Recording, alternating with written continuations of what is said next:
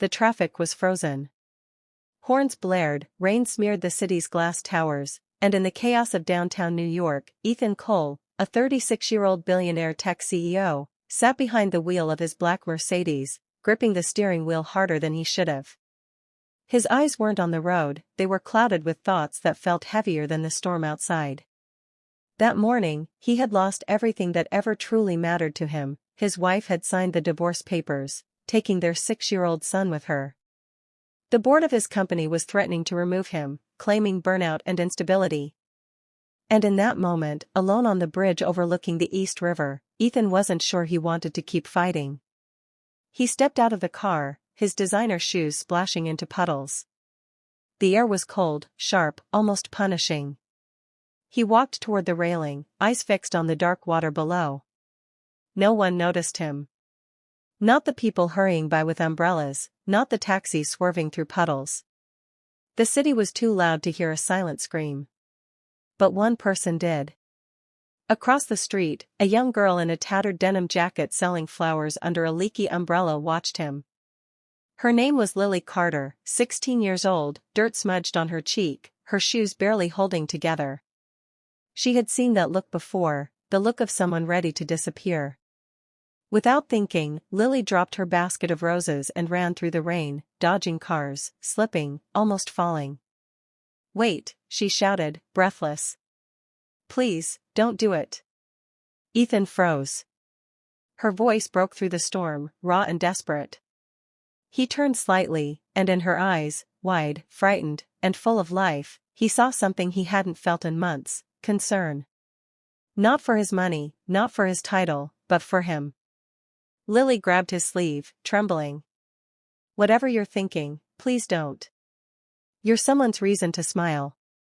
You just forgot it." He stared at her, this drenched, shivering girl with a heart bigger than the world, and slowly, something cracked inside him. The tears he hadn't shed for years came rushing out. He fell to his knees. And for the first time, Ethan Cole, the man who had built empires, let himself break. Hours later, they sat together at a small cafe near the bridge. Ethan's expensive suit clung to him like a burden, while Lily's jacket dripped rain onto the floor. She clutched a cup of hot chocolate like it was gold. "Why did you help me?" he finally asked. She shrugged. "You looked like you needed it. You don't even know me." "I don't need to," she said softly. "I just know what it feels like to have no one notice." He studied her, her eyes carried exhaustion, but behind it was light, stubborn and pure. "Where are your parents?" he asked. "My mom's sick," Lily whispered. "She can't work anymore. So, I sell flowers after school. Sometimes people buy them, sometimes they don't." Her tone was simple, almost matter-of-fact. But Ethan heard the quiet pain beneath it. That night, Ethan offered to drive her home. She refused twice but eventually agreed. When they reached a worn-down apartment building in Brooklyn, Ethan's chest tightened. The walls were cracked, the hallway dim, but as Lily opened the door, he saw her mother, thin, frail, lying on a small bed but smiling when her daughter entered. "Mom, this is Mr. Cole," Lily said, her voice brightening despite the cold. He's a friend." Her mother's eyes softened. "Thank you for bringing her home safely." Ethan nodded, unable to speak. When he left that night, he couldn't shake what he'd seen, the courage of a girl who had nothing but still chose kindness. Days turned into weeks. Ethan found himself visiting them often, first to check on Lily's mother, then to bring groceries by accident, and eventually, just to be there.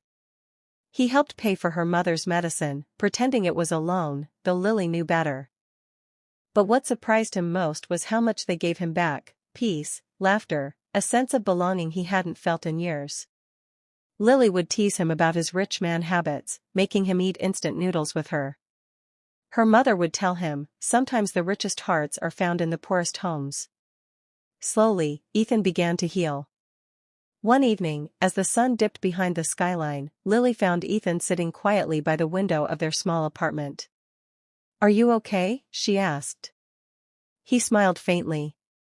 "You know, I used to think success was about winning. But now, I think it's about surviving the days when you want to give up. Lily tilted her head. And living the ones when you don't. They both laughed softly. Months later, Lily's mother's condition worsened. Despite every effort, she passed away peacefully one night, her last words to Ethan being, "Promise me you'll look after her." Ethan did. He ensured Lily never went back to selling flowers. He enrolled her in a good school, hired tutors, and even helped her find her passion, art. He turned one of his offices into a small studio for her, filled with canvases and sunlight. When she protested, saying she didn't deserve any of it, he told her the truth. "You saved my life, Lily. You reminded me what it means to care, to fight, to feel again. This," he gestured around, "isn't charity. It's gratitude." Years passed. Lily grew up into a confident young woman. Her paintings began to attract attention, each one telling stories of light born from darkness, of hope found on rainy bridges. Ethan attended every exhibition, proud like a father, though their bond was something even deeper, two souls who had rescued each other. One night, during her first solo art show, Lily stood before a large canvas, the one she called The Bridge. It showed a man standing on a bridge in the rain, and a small girl running toward him with outstretched hands. As the audience applauded, Lily looked toward Ethan, standing quietly at the back. Her voice trembled but was strong. "This painting isn't about tragedy," she said. "It's about a moment when one person chose kindness, and another chose to live. Sometimes, saving someone doesn't take power or money, it just takes noticing them." Ethan's eyes welled up. After the show, as they stepped outside under the same kind of soft drizzle that had once brought them together, Ethan smiled. "You've come a long way, Lily." "So have you," she said gently. "You gave me a life. More than just thanks." He looked at her, his heart full.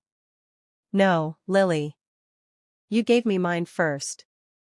They walked together, no longer strangers connected by chance, but family, forged by compassion.